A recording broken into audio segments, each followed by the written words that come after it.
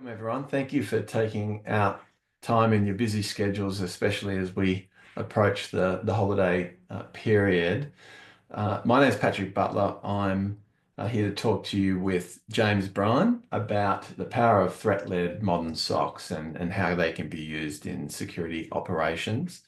Before we do our proper intro, I just wanted to get across a couple of house rules. So if you've got any questions during the presentation, please type them into the chat box. We'll address those questions during the Q&A session at the end. We're also recording the webinar for future reference. So by participating here, you consent to be recorded. And if you experience any technical difficulties, please just use that chat function to notify us. So I really appreciate your cooperation in that. And we hope you find the session informative and valuable. So I look after the managed services within Tesserent and Thales in Australia. And with me today, I've got James Brine, who is our Director of Advisory, SOC Labs, and R&D as well. So he's got quite a few responsibilities within our Security Operations Centre. James, you want to say hi? Hey everyone, nice to see you this morning or afternoon, or if you're watching this later, it could be evening. I'm not sure, but I'm certain you'll hear from me later. Excellent. So the theme today really around threat-led modern SOCs is in response to a bit of a challenge that we're kind of seeing across the industry at the moment. And I think I asked AI to generate me an image to summarize one of those challenges. And here's what it sort of came up for me. So I said, hey, generate an image of the exploding log costs. And unfortunately, AI took it a little bit literally, but this is one of the kind of big challenges we see in the market. And interestingly, when I doing a little bit of research ahead of this to try and find some latest data, there's not a huge amount of information out there around logging and detection and response, but certainly what we saw in terms of some investigations by Chronosphere, where they interviewed about 1,200 people, including people within the APAC region, is the log data that they were seeing grew on average by 250% in the last year. So obviously that's significant. Also, just the amount of data from a logging standpoint, literally 22% of organizations had over a terabyte of data being generated each day. And then I suppose you combine that with the challenge that we're seeing within SOCs, especially in Asia Pacific, organizations are really worried they're going to miss real attacks that are buried in a flood of alerts. And so I think we're at a really interesting point in time in terms of it from a defender's standpoint, where we're seeing a significant increase in logs and the amount of alarms that are being generated within all these logs by the security tools that we have is growing just as exponentially. So the question comes, what can we do about this? And really, from our standpoint, what we're focused on is we have to be able to tackle this problem in a different way. The reality is that technology alone is not going to solve the problem. There's plenty of good technology from SIEM and EDR and a range of other tools that many organizations have already invested in. And unfortunately, out of the box, these tools don't give you the answer you need. They generally costly at the moment by virtue of the amount of additional data we're having to put in to them. And they're just firing off so much by way of alerts that we are in a really challenging space. So what is a threat-led approach? We want to summarize this and then we'll unpack it a bit further with James. But for me, this is really around how do we prioritize SOC detections? And to do that, a threat-led approach really needs to understand the context of, firstly, what technology you use in your environment and what are the attackers that are targeting those systems. And then we combine that with what industry are you in? What data and systems are interesting to attackers? And that's going to be different. So that unique combination of what systems you have and the industry and data you hold really means that from an attacker standpoint, there are different techniques and there are different attacking groups that are going to be looking to come after you. Now, when we talk about threat intelligence and threats, it's a relatively abused word in the market. But what we seek to do with the threat-led approach is really unpack that. Who are literally the threats and threat actor groups that are targeting you? And what are those tactics and techniques that they're going to use?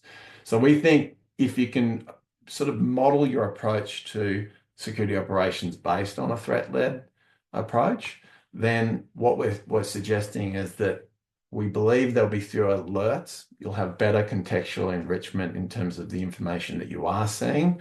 Cost efficiency will be a play as well. We think that there's a really great opportunity to lower the cost of your logging and alerting. And we'll talk about technically how we can do that. And just overall, we want to be more effective at detection and response. So that's kind of all we need to do, which kind of sounds easy. But reality is it's unfortunately not. And what we want to show you is how do you go about being threat-led? So one of the first things is building a threat model. And this is an example of a threat model as it pertains to really one application in your environment. So think whether that's Salesforce or whatever application it is, and you can kind of see there's a lot of complexity when we look at a single application and what vector an attacker is coming through, what sequence of events are they going to do, who is that adversary and what are their objectives, and then based on that, what are the types of use cases and detections and CTI that you might need to be able to identify whether an attacker is targeting that application. So if you think about threat modeling, when you start to go, let's apply this to our whole environment, it becomes orders of magnitude more complex. So what we're going to do is share with you a little bit of information around what James is doing to deal with this. But I think this gives you an indication of kind of what does kind of good look like, James, right? And also, why is it so difficult to be threat-led? So as a summary, and then what we want to do is actually, we might even spin across to you, James, in a second and give a bit of a demonstration of some of the tooling that we're using to do this. But what we've said is that, it is a bit of a roadmap. It doesn't happen overnight in terms of threat-led detections. But the first and most important aspect is really gathering that data and context about your technology environment and ensuring that you're able to build a threat model off the back of that. So when we talk about assets and context, it's the systems you've got in your environment, how they connect and interrelate with each other. What are the types of data? How critical is that? What are the most important systems? What are your crown jewels? These are all factors. Are there risks that you've already identified in terms of missing controls or weaknesses across your environment? So looking at your policies, looking at your risk register, all of this feeds into that asset and context. And off the back of that is the ability to create those detailed threat models. And we'll show you a bit of detail on that in a second. The next step is really taking those threats and mapping those to both CTI data and also a use case library. And we'll explain what a use case library is in a little while. That then enables you to determine, well, what type of log sources do we need to capture the attacker in terms of the type of activity that they're performing across your environment, and what is the best architecture? And so that feeds into, there are different models for logging architecture that you can use. So the reality is, if you're just trying to pump all of your logs into one of the sort of leading SIEM vendors out there at the moment, it's going to be really prohibitively costly for you to do that. So what we're saying in terms of suitable logging architecture is there's actually smarter ways to do that now. And we'll talk about a couple of those models in terms of splitting logs and using a mixture of the higher cost SIEM tooling and then the lower cost data lake. Then obviously validating, testing, and making sure that these rules are actually doing what we expect them to do, and then into passing that to your SOC for business as usual monitoring.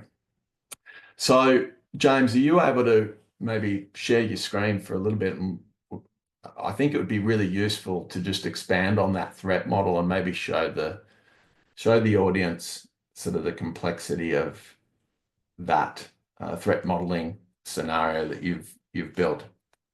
Sure thing. We can go through that. If you just give me a moment to bring that one up.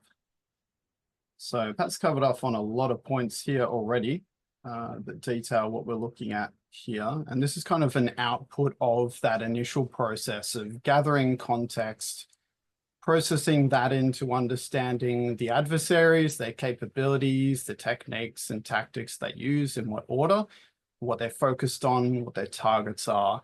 In this particular example, we're looking at it's a sort of a generic two application organization. We've made this a very reduced complexity so that the demo is more visible and understandable. The company is in aged care and they're located in Australia. We have selected based on their application space, their external attack surface, based on the technologies that they use and the other factors that surround their architecture or their systems architecture. There are a set amount of adversaries, both internal and external, and tools and techniques that they use. So there's some stats here on the side that are related to information we've pulled from threat intelligence sources, from our threat intelligence platform, and also from inside knowledge and databases that support that functionality. So at the top here, and I guess this is a significant question that often comes up when we look at how effective a SOC is what is my MITRE coverage? And vendors will often push for as high a number as possible. You know, we look at Defender, for example, 100% MITRE attack coverage. It isn't necessarily always the case that if you have it enabled, that you have that coverage. Firstly, because it requires specific configuration. And secondly, because a lot of these techniques and tactics are probably not even applicable to your organization. And simply chasing that magic 100% is not necessarily reflective of a measure of maturity or cybersecurity posture. So by understanding... It's one of those ways of getting false positives, right, James? Yeah, it's a false sense of security in that sense.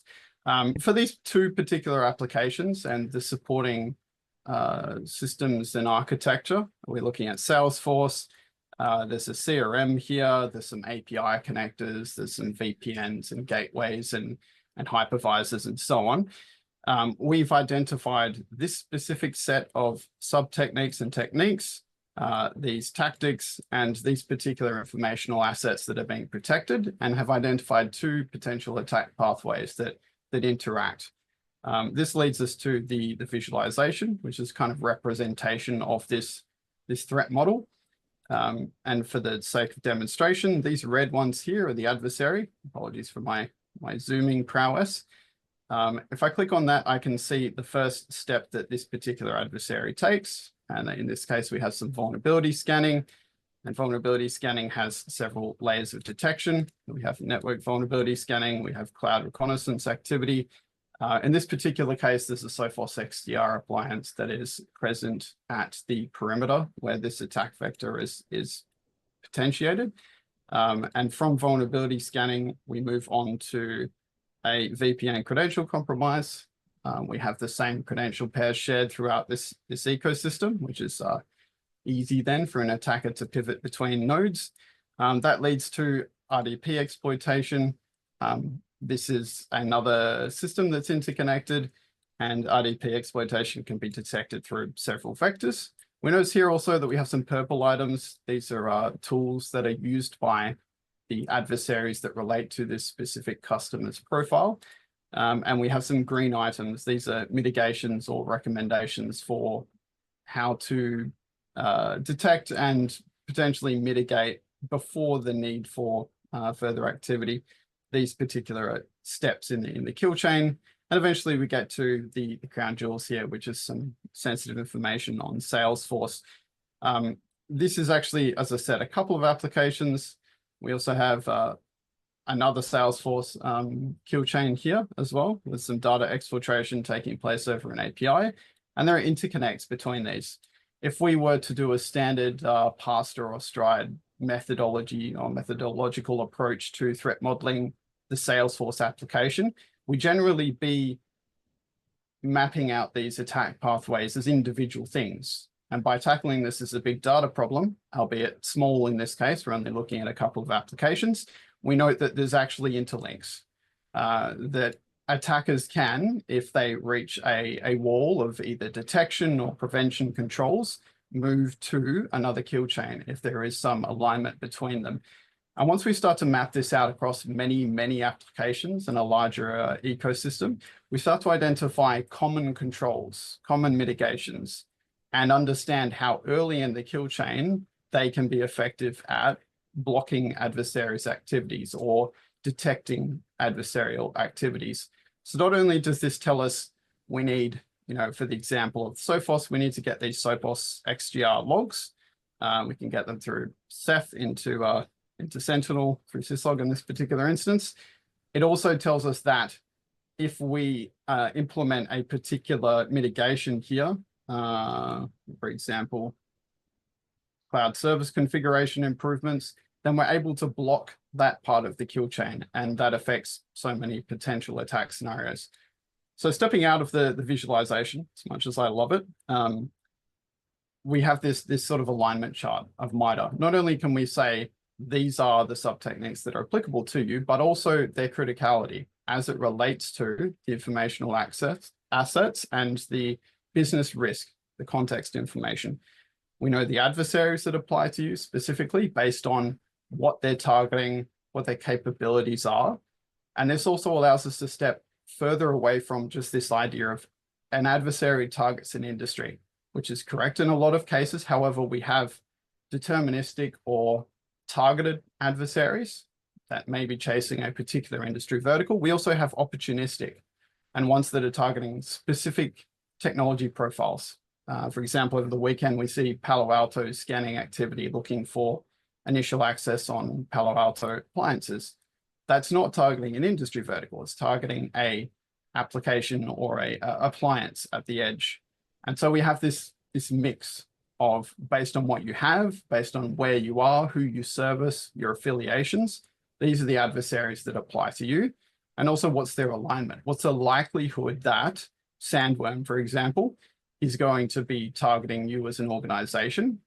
We understand that through their capabilities, through their tooling, what they exploit, and so on. Tools gives us a list of tools. If we move further down here, through all of this stuff, we'll see detections. And as Pat points out, we have the use case library, which gives us the log source. It gives us the playbook actions for an analyst to take. It gives us the detection logic, the logs we need, and the log granularity, which steps into that idea of how do we use this information to determine or to inform the process of logging architecture configuration.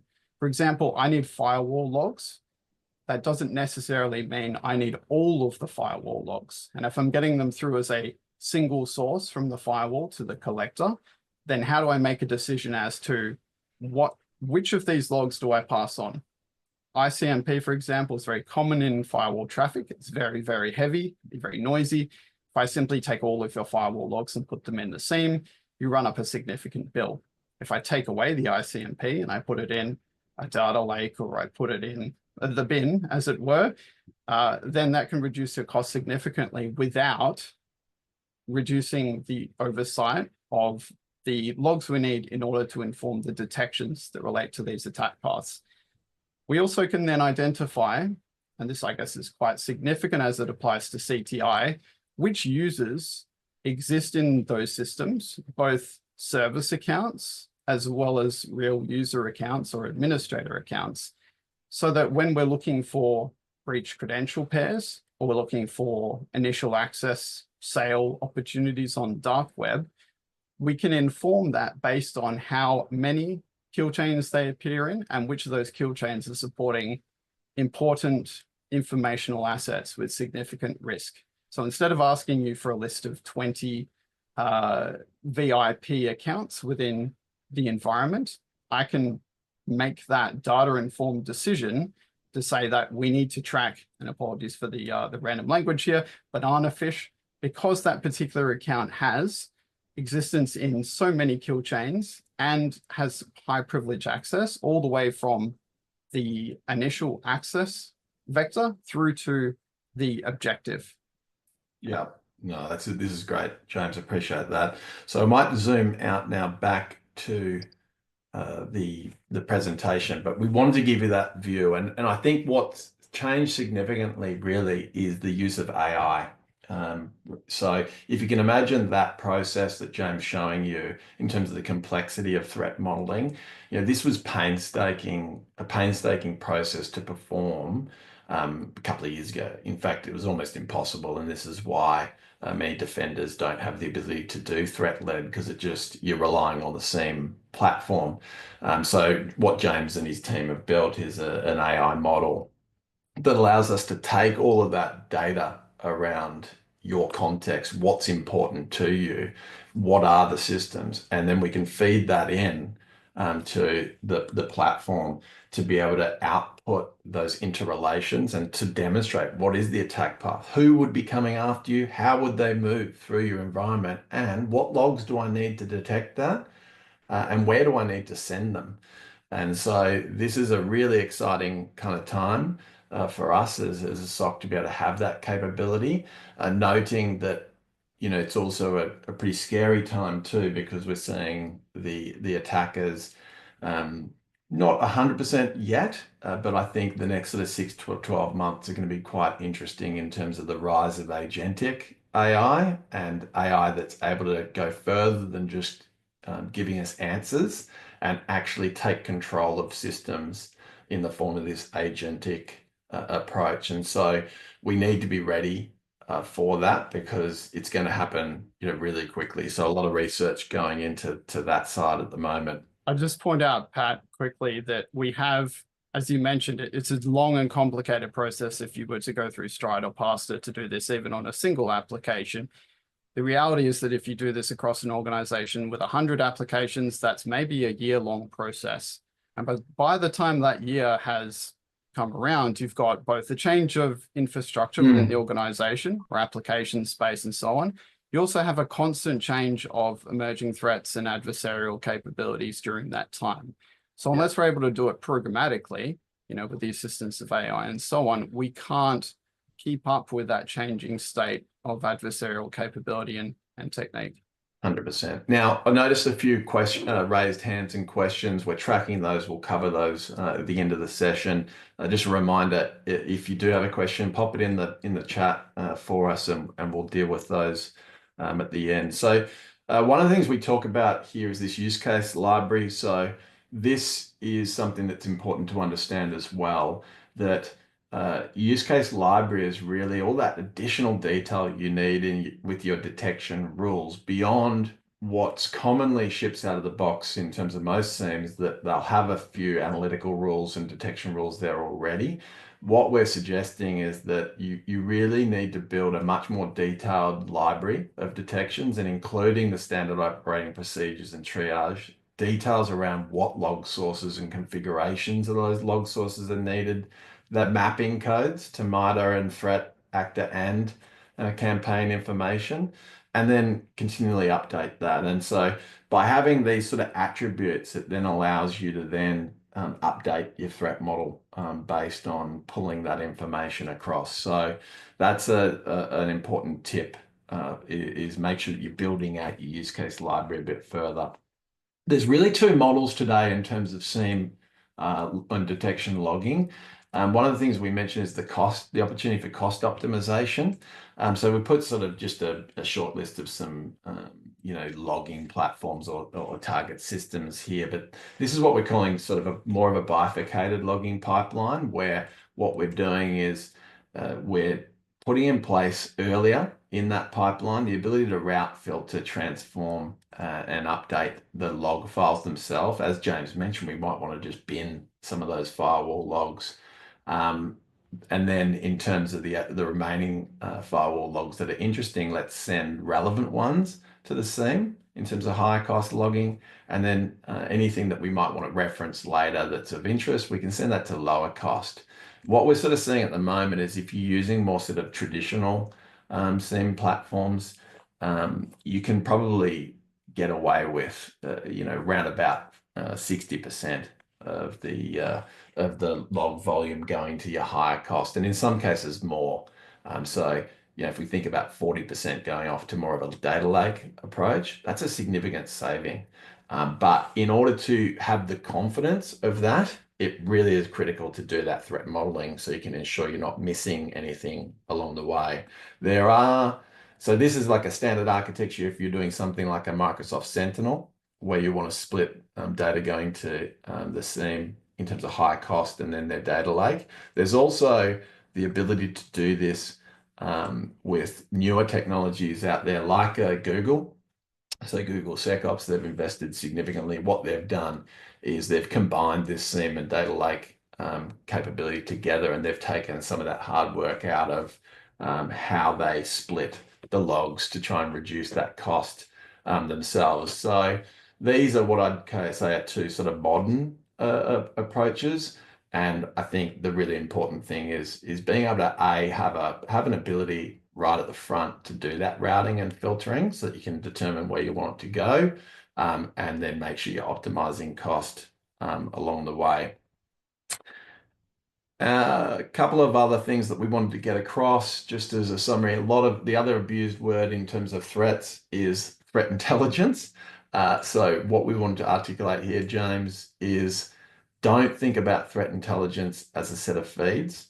Obviously, feeds are important, and obviously, though, they're only one small component over here in terms of the threat feed. So really, when we talk about threat intelligence, you have to build a broader program around your threat intel. So do you want to just give a 1-minute snapshot of this, James, in terms of what your recommendations are for CTI?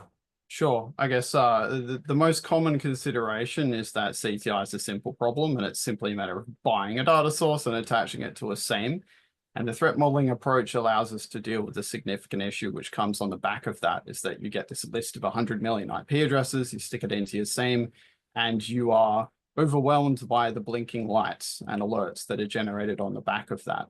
So if I understand that, for example, we have a exploitation event, or we have some workstations that potentially could be compromised with command and control servers, rather than looking at the last 10, 20 years worth of IP addresses for command and control servers, I can look at the specific adversaries and the tools they're using, the C2 IPs for them, and reduce the subset of important IP addresses or indicators into the SIEM as a result of that threat modeling, so that we only are matching against useful indicators. There is obviously several layers to that. It's not to say that we don't deal with larger subsets through threat hunting and through other mechanisms, and even in some cases having a list of, high confidence attacker IPs over the last 10 or so days, just generally at an edge. But really you need to understand, why am I using this intelligence source? How does it apply to this detection or to this particular system I'm defending? And then how do I integrate that? And the back of that is the CTI program, really, is that body of work and the documentation that says, I'm taking this technical source and I'm operationalizing it through these technologies for this reason. This is the output of it. This is what we expect to do on the back of that. And also from the production component, when I see an incident, when I get an indicator, when I have confidence that something is present in the environment, how do I take that information, store it somewhere so that I'm feeding back into the system to make it more intelligent, to make better informed decisions, and so on. The other is in when we're building these detection rules themselves. How do I tell the analyst, how do I give the analyst as much information and context as possible so that they can understand, for this particular atomic event, what is the likelihood of attribution that it is this adversary versus this other adversary? If they can make that decision, then it reduces the complexity of their investigative steps, because they can understand what's the likely next step of that adversary. 2 steps before, 2 steps after, how do I confirm? And once I have that confirmation, now I can better inform the process of, heaven forbid it does lead to incident response. How do I mitigate or remediate in real time? What is the adversary likely to do, or how are they likely to react to that? So that, look, there's a lot here. It's not really a flat layer as it's sort of shown in this diagram. Most of these are interactive. They're integrated into each other. For example, vulnerability management's over on the side there. But if we understand, because of that threat modeling, that this particular asset exists in a significant number of kill chains that are related to a critical asset, then as far as vulnerability prioritization goes, I can now, rather than just looking at a CVSS score, I can say we should mitigate or prioritize the remediation of this vulnerability first with a lower CVS score than this other one, because of its actual risk value. And there's a lot of importance there in this approach. 100%. And I think, look, a critical thing here too is that really this sort of area over here are all the things that is really sort of human-led as it pertains to CTI. So if we're thinking about CTI just in terms of, hey, let's go and buy a feed, we've seen plenty of failures there where organizations will buy a feed, they'll integrate that feed in, and it's the same problem amplified in terms of you just end up with a lot of false positives and noise and not getting what you want. But there's such a great opportunity for CTI to use it strategically, not just in terms of your threat hunting, detections, use cases, but actually looking at your overall cyber strategy as well and how you manage vulnerabilities. So there's some other sort of adjacent areas of your cyber program that can really benefit from really solid threat intelligence. And obviously we demonstrated that at the start when you saw the attack paths, because in James's model there, he's got attack paths, but he's also got the controls that would prevent that. And effectively, these are the same controls that you'll have in your security policy when you're taking security, looking at it from a top-down policy and risk management perspective as well. The next item we just want to quickly cover off, because we've got a lot of information to get through. It's a fairly heavy area. Is just this concept of threat computation, which we think is a pretty important aspect to threat-led SOC. So James, just give us a quick overview of this. Yeah, look, I've probably detailed this 5 different ways by this point, and this is by no means a functional mathematical equation. It's just to give you an idea of the certain things that align, rather than looking at just industry alignment or geographical alignment. We take all of these individual elements, supply chain, affiliations, technology. This is what the adversary would target, both as a targeted and opportunistic threat. And also as far as insiders as well. I don't use attacker rather than adversary, because often it's not necessarily an APT in the common sense. We have negligence, we have misconfiguration. There's lots of things that can lead to a security incident that are not just a result of a certain APT number attacking you. And then on the back of that, we have the information about your business. That is preventative controls, detection controls, common accounts, how complex the environment is, and so on. Looking at security as an onion and thinking about those kill chains I presented before. If we add more layers of depth and security, if you have bastion hosts, if you have separate network segmentation between application space, if you have different service accounts with different passwords, the complexity is significantly increased for an adversary. They don't have to just compromise one account and follow it all the way down to the crown jewels. They'll need to, at each of these points, find some other way to move laterally or to privilege escalate and so on. So the impacted asset, the business risk rating, what is the actual damage to your organization reputationally or financially if this particular thing was deleted, compromised, exposed, encrypted, and so on. And the complexity of the attack path leads to that threat. So to boil this down, if you have a significant risk and it is exposed directly to the external internet with a default password, you can see how that would be an obvious high risk to the organization. And at the other end, if we have some not very sensitive information in a DMZ protected through several layers of security controls, with a proper firewall at the perimeter, the likelihood that this is going to be a significant threat is greatly reduced. So this tells us, what do we protect of what we have? What do we need to know in order to do that? How are we going to defend it? How do we attribute, which is what I mentioned before? What is the likelihood that it's this adversary versus that adversary when we look at how they actually operate within the system? And the one I skipped over there is, how do we engage? And this is the deception or the MITRE engage component. That is, if I want to buy time, if I don't have enough information to attribute this particular adversary, how do I add complexity? How do I set up copycat systems or dummy data? How do I confuse the adversary to go down the wrong path, therefore leading to a greater attack path that doesn't lead to the crown jewels? So this is a sort of a highly mature concept, but it's one that the industry is moving further towards when it comes to this AI versus AI battle. And you have the potential for adversaries to make use of the agentic technology to hands-on keyboards attack organizations at scale. Yeah. Thanks, James. All right, a couple of slides left, and we can kind of get into some of the questions. I won't spend too long on this. It's just talking about, obviously there's a fair bit of work once you want to set up that threat modeling and threat-led approach. And keeping in mind that there's a lot of work underneath there, but that is something that we can certainly assist you with. It doesn't have to be, whilst it's complex, it doesn't have to be a long process either, because probably the more difficult aspect is actually getting that initial context and gathering all that data around your systems. We can use our AI models to drive through the results of what needs to be detected. So even if you're sitting on the call and you're sort of thinking we're not as mature, that's okay. You can still use a threat-led approach as an entry point, because it's really helping you run the ruler over your detection systems. How do we optimize them to make sure that they're telling us what we need to know?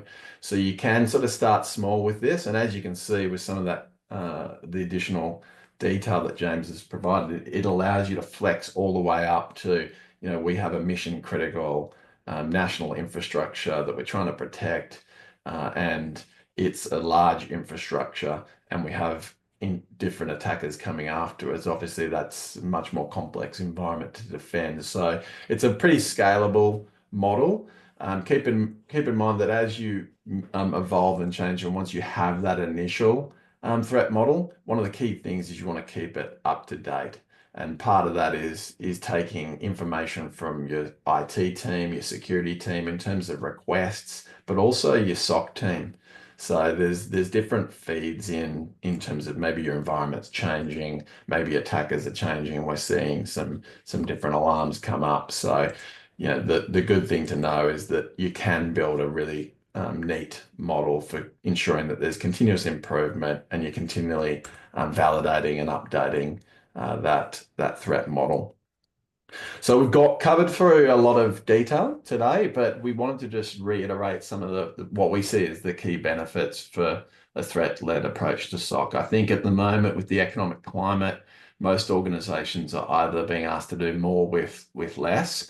And one of the key challenges in SOC is that exploding log volume we're talking about, and that's meaning that the cost to even aggregate all of our logs and detect is growing each year. So we think this approach really can get some cost efficiencies here for you by using that different modern approach to detection, so that not all the log data is going into higher cost detection systems.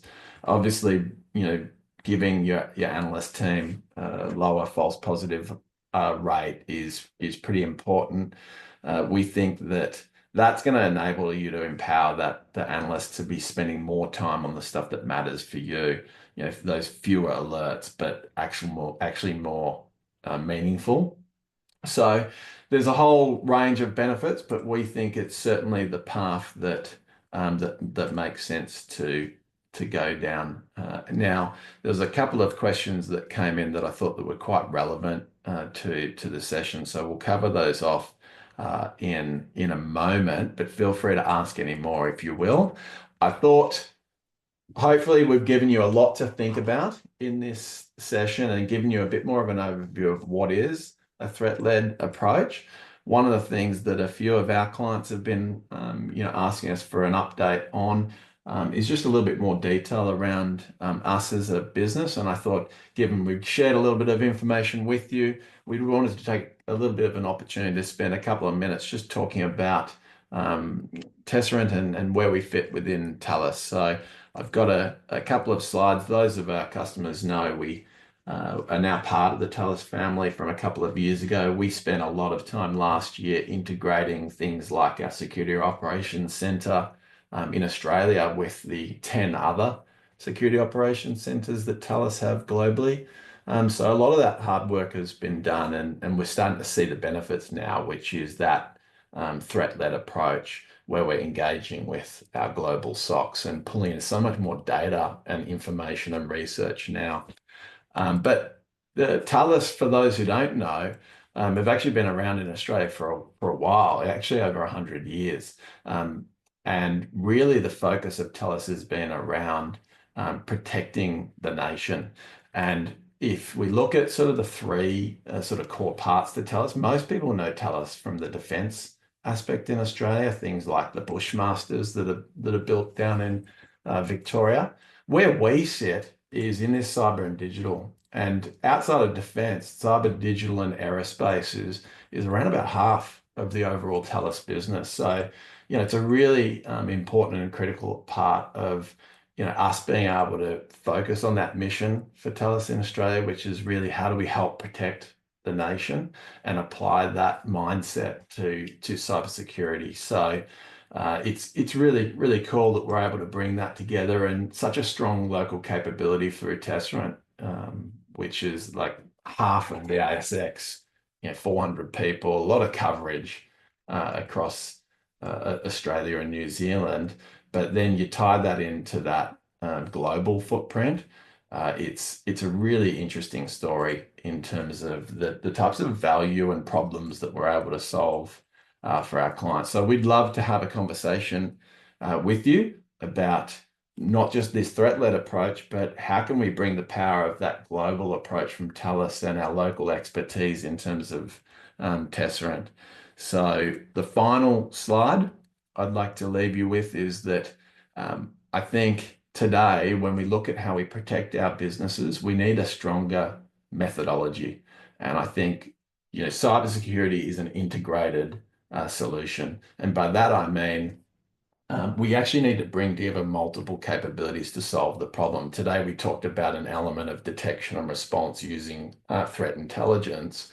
But if we look at something like as simple as identity as an area, and identity management, which is, a pretty topical area based on, what we saw the last week targeting superannuation sector.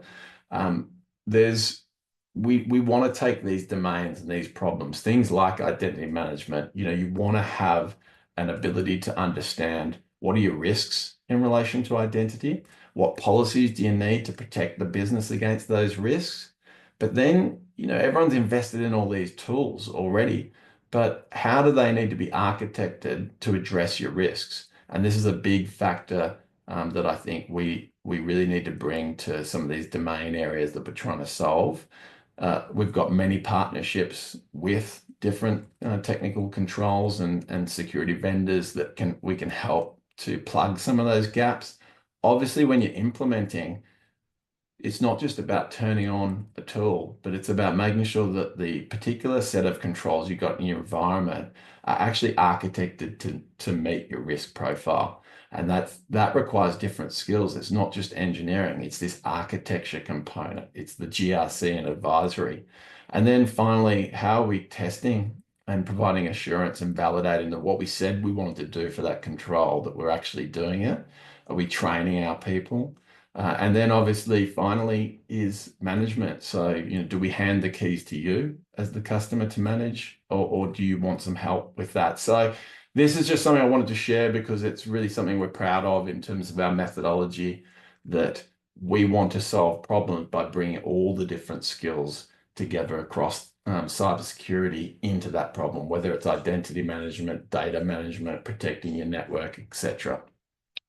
So that's enough of the word from the sponsor, if you will. And now we might get into some of the questions. So thank you for everyone who's joined us today. We hope that you got some value out of this session, and enjoy your day and lunch if it is lunchtime for you. So we'll just, for those who want to hang around, spend a couple of minutes going through some of these questions that came up, which there's quite a few. So one here from that's asking, my organization has dozens of platforms, including SaaS, cloud, on-premise, etc. How do I know what to prioritize for threat modeling? Maybe James, that's a good one for you. Yeah, sure. Look, our approach is to not prioritize. It is to tackle everything and understand how every single system, user, account, device, and so on interacts, and how the attack paths and threat models are built from that direction. It is different to this standard approach of which is my most important platform, what do I need to threat model first? And because we have technologies in order to do this at scale, then we no longer face that problem.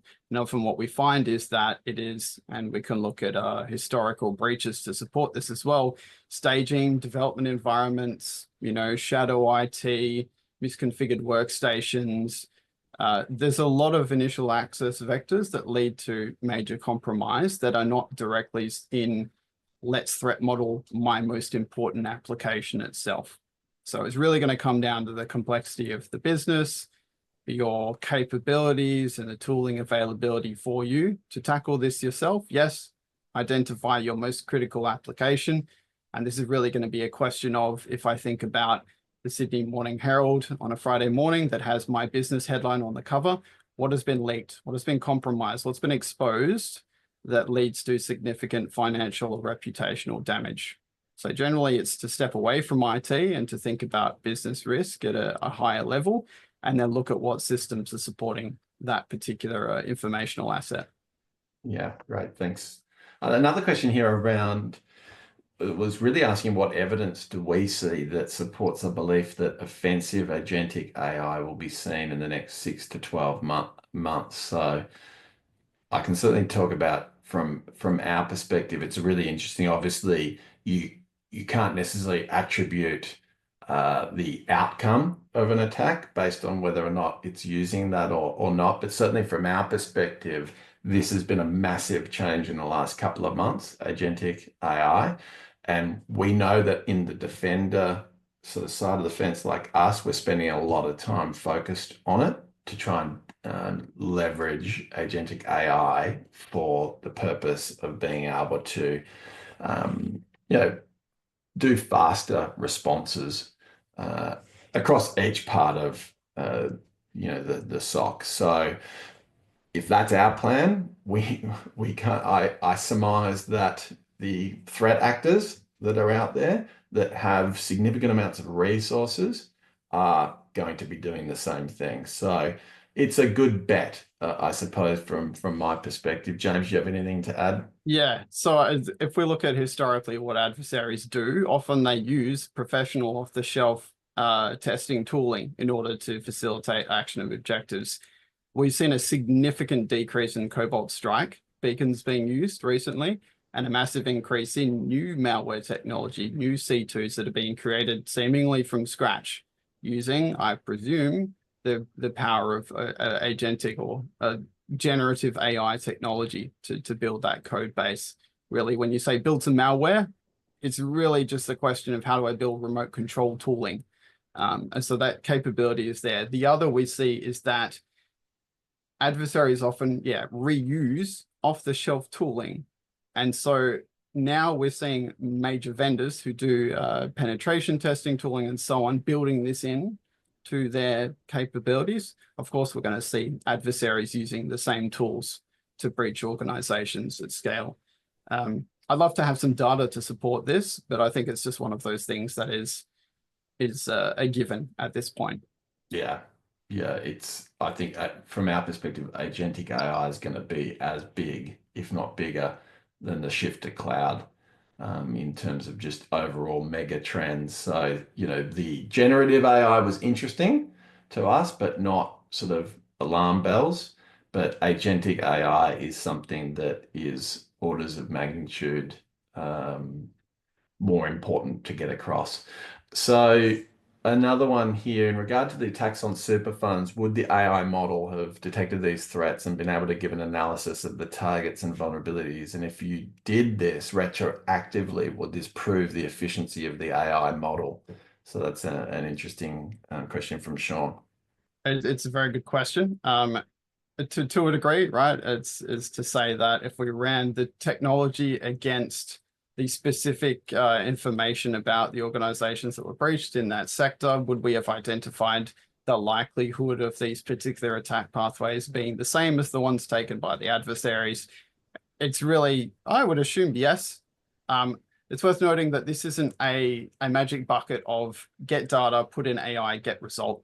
Primarily, the technology is based upon standard node or graph theory, and it's programmatic in nature. The heavy leverage of AI here is in parsing untrusted data sources, things like OSTP guidebooks and hacker guides online, where there's a wealth of information onto how to actually proceed with attacks, how to move from one technology to another, that aren't covered in the detail of say MITRE ATT&CK framework and the information that we have within there.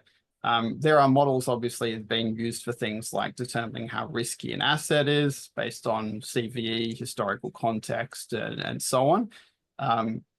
But as far as the model is concerned, it doesn't do, or the models, they don't do all of this all in one go. But certainly, it's a very good question. I would say the answer would be probably yes, but unfortunately, I don't have a means of demonstrating that.